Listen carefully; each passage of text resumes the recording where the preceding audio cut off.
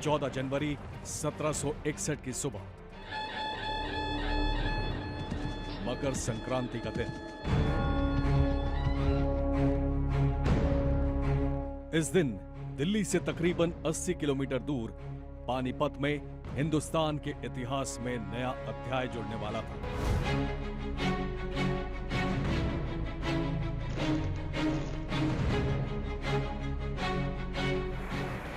शांति से बह रही यमुना नदी के किनारे हलचल तेज हो रही थी।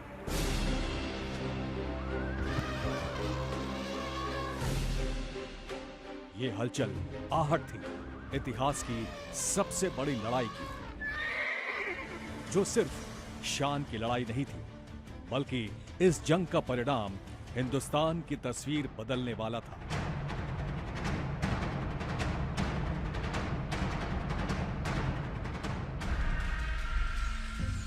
यमुना नदी के किनारे जिस जमीन पर कुछ दिन पहले फसलें उगाई जाती थी, आज वो जमीन तैयार हो रही थी पानीपत की तीसरी लड़ाई के लिए।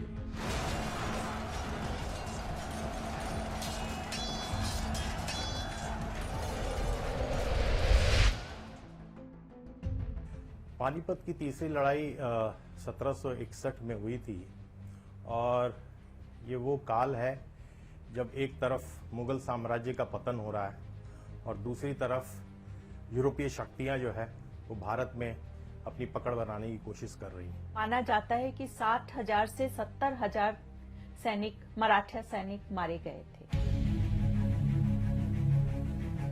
इस लड़ाई में एक तरफ भारतीय संस्कृति का प्रतिनिधित्व कर रहे थे मराठा, तो दूसरी तरफ था काबुल का शाह अहमद शाह अब्दाली।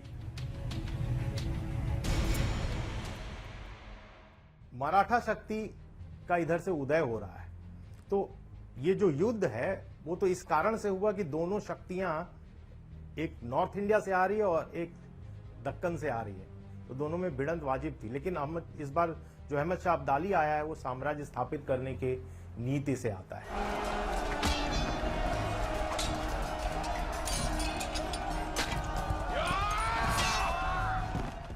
258 साल पहले हुई इस लड़ाई का अंजाम चाहे जो रहा हो, लेकिन ये तारीख इतिहास के सुनहरे पन्नों में दर्ज हो गई। मराठा सपूतों की वीरता और साहस को देखकर पानीपत की ये धरती धन्य धन्य हो गई।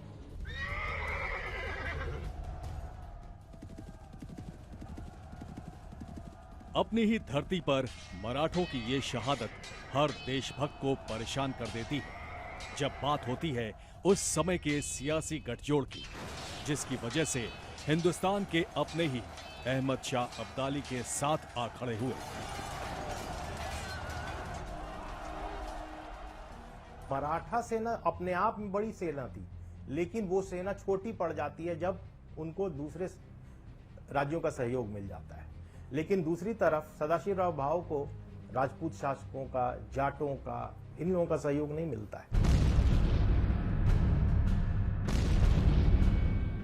ये वो दौर था जब मुगल शासन का सूरज अस्त हो रहा था।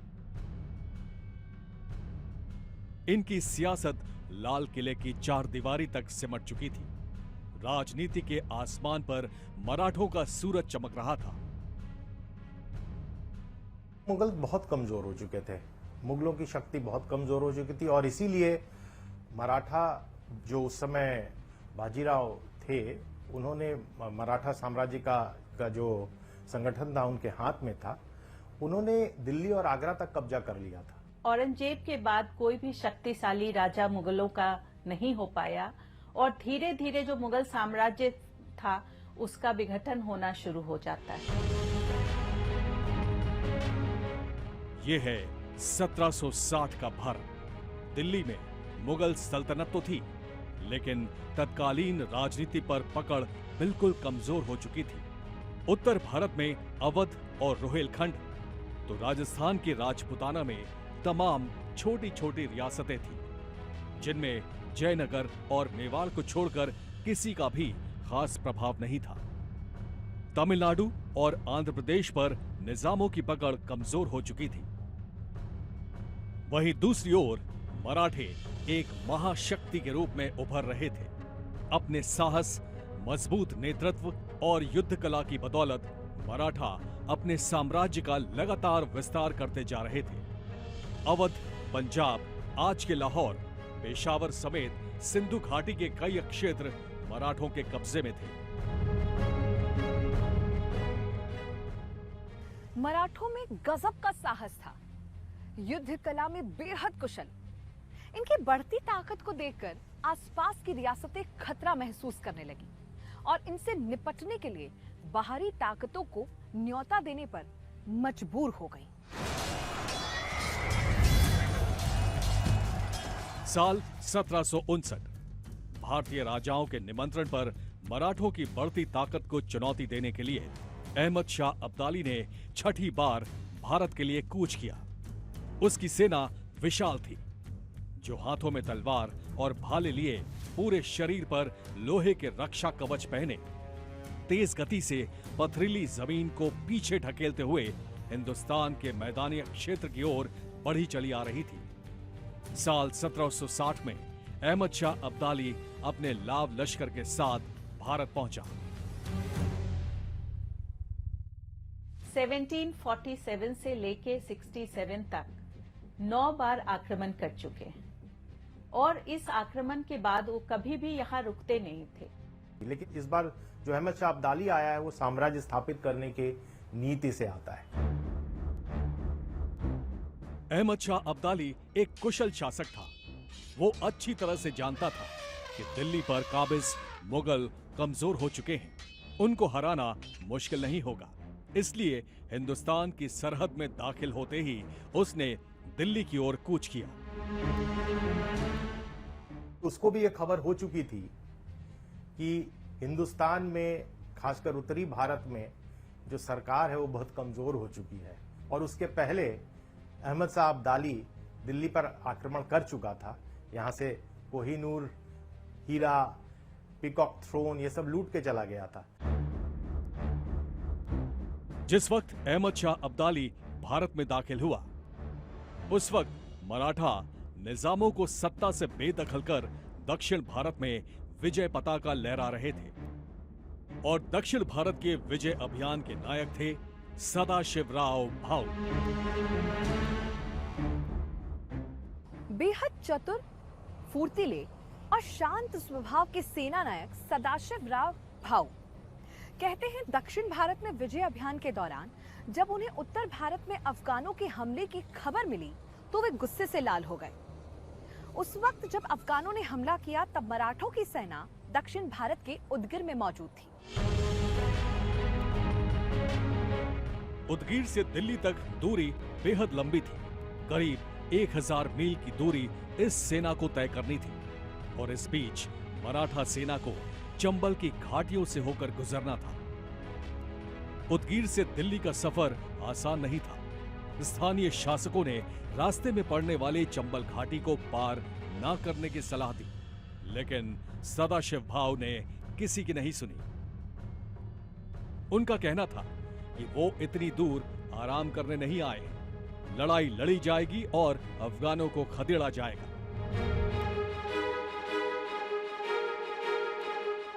सदाशिवराव भाऊ एक उनमें अद्भुत कमांडर की क्षमता थी और वो मराठों को इकट्ठा लेकर एक साथ आगे बढ़ने में बड़े सफल रहे थे। नॉर्थ इंडिया के बारे में इनकी जानकारी कम थी और होलकर जैसे ही आप आगे लड़ाई में दिखता है कि सदाशिवराव नहीं जीत पाएंगे, मराठा आर्मी नहीं जीत पाएगी, तो होलकर जिनको इस एरिया की जानकारी थी वो छोड़कर, मैदान छोड़कर चले जाते हैं।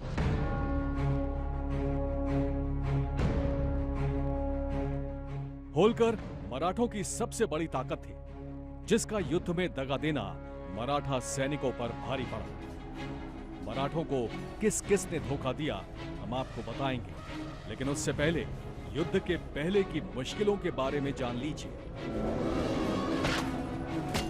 ऐतिहासिक प्रमाणों की माने तो दक्षिण भारत के उदगीर से दिल्ली पहुंचने के लिए मराठों की फौज हर दिन 10 मील की दूरी तय कर रही थी।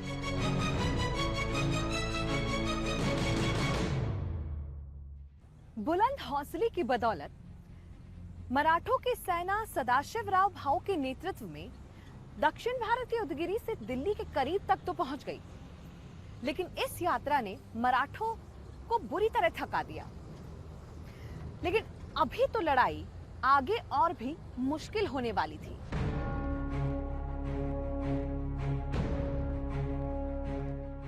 जून 1760 में मराठा सेना मध्य प्रदेश के ग्वालियर पहुंच गई, जबकि अहमद शाह अब्दाली की सेना ग्वालियर से 360 किलोमीटर दूर उत्तर प्रदेश के अनूप शहर में टिकी हुई थी। 1000 मील के सफर से मराठा सैनिकों के हौसले नहीं टूटे, लेकिन हालात बिगड़ने लगे थे।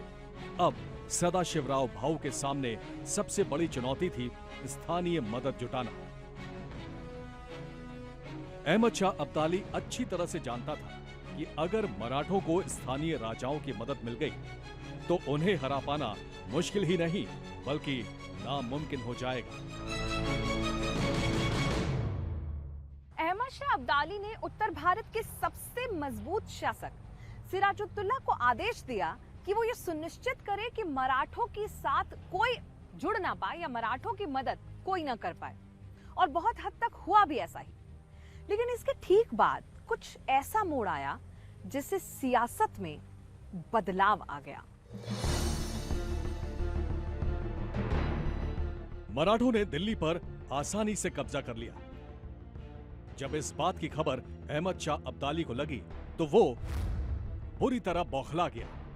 जंग के लिए अपनी सेना के साथ दिल्ली की ओर कूच किया। लेकिन वो अकेला नहीं था, उसके साथ उन तमाम हिंदुस्तानी राजाओं की सेना थी जो मराठों की बढ़ती ताकत से भयभीत थे। रोहिला थे जो नॉर्थ वेस्ट में थे, उन लोगों ने उसकी मदद की थी। दूसरी तरफ शुजाउद्दौला जो था, जो अवध का नवाब था, उन्होंने मदद की थी। बिहार वाला जो ईस्टर्न पार्ट के जो अफगान थे, अफगान शक्तियां थी, उन्होंने उसकी मदद की थी। तो कुछ ये जो शक्तियां वो शक्तियां थी जो मराठों से जिनको डर लग रहा था। सितंबर 1760 बारिश का मौसम गुजर चुका था,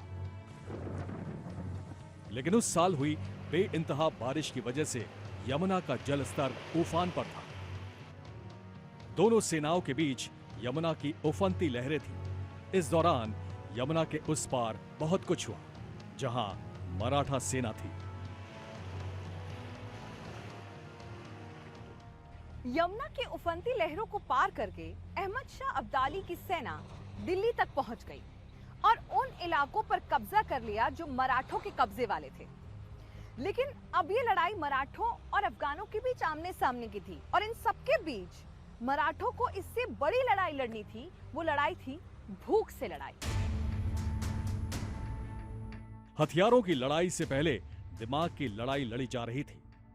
सप्लाईज को रोका जा रहा था ताकि भूखमरी फैल जाए और सेनाएं हार मान ले।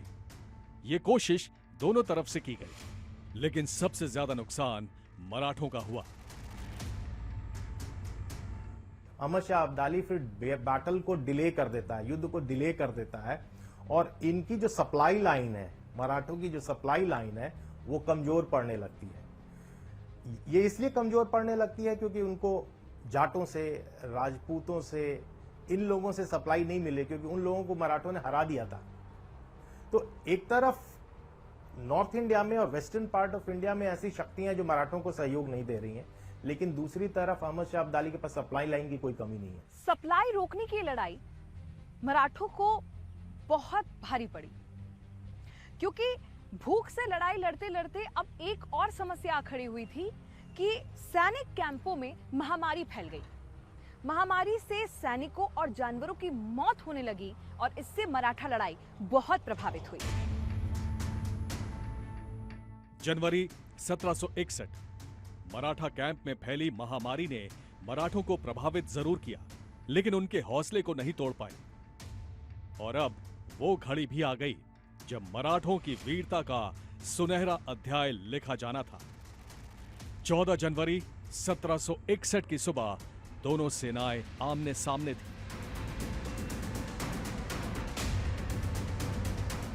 अहमद शाह अब्दाली को अन्य भारतीय जो शक्तियां थी उस समय उनसे सहयोग मिल रहा था। जैसे रोहिल्ला एक तरफ थे, दूसरी तरफ अवध का जो नवाब है उससे सहयोग मिल रहा था।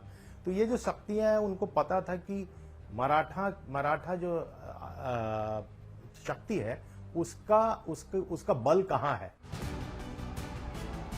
मराठों को गुरिल्ला युद्ध नीति में महारत हासिल थी, लेकिन पानीपत में आमने सामने की लड़ाई थी। दूसरी ओर मराठों के पास तोपों की संख्या तो अफगानों से भी ज्यादा थी, लेकिन वो काफी भारी थी।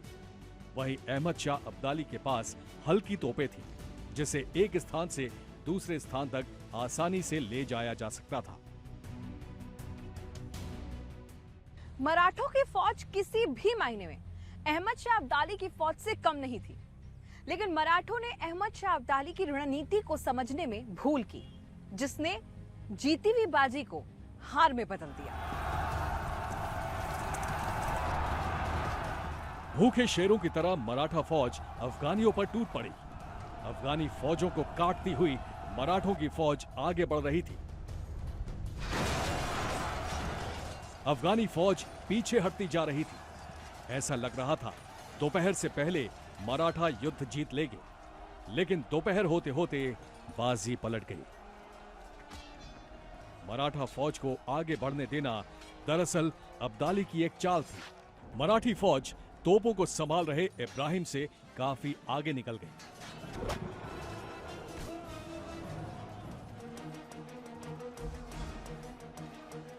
शुरुआत के दिनों में मराठा सेना ने बहुत अहमद शाह अब्दाली को लगभग उसकी सेना को तोड़ के रख दिया था, लेकिन शाम होते होते कई कमांडर जो है मराठों के वो मारे जा चुके हैं और फिर सदाशिव राव बहुत कमजोर अपने को महसूस करने लगते हैं। जो मराठा सेना दोपहर तक जीतती नजर आ रही थी, दोपहर के बाद हालात बिल्कुल बदल गए। अहमद शाह अब्दाली ने अपना आखिरी दांव खेला और अफगानी फौजों ने तीन ओर से हमला बोल दिया। मराठा वीरों को पीछे से मदद मिलने की उम्मीद नहीं थी। अब्दाली की फौज ने ज्यादातर मराठा वीरों को मौत के घाट उतार दिया। 14 जनवरी 1761 की सुबह 9 बजे शुरू हुई ये लड़ाई अपने अंजाम तक पहुंच गई। इतिहास की सबसे बड़ी लड़ाई में मराठा हार चुके थे।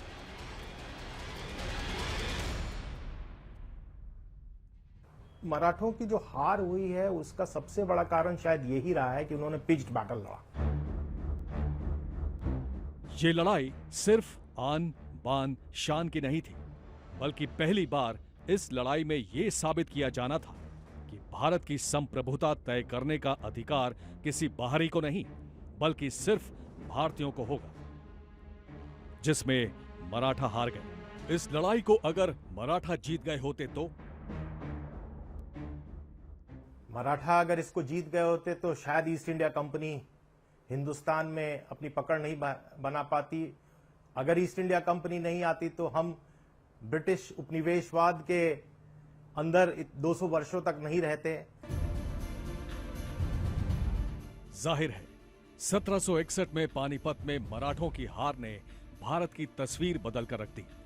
पानीपत की तीसरी लड़ाई में मराठा भले ही हार गए, लेकिन उनकी वीरता की कहानी अमर हो गई।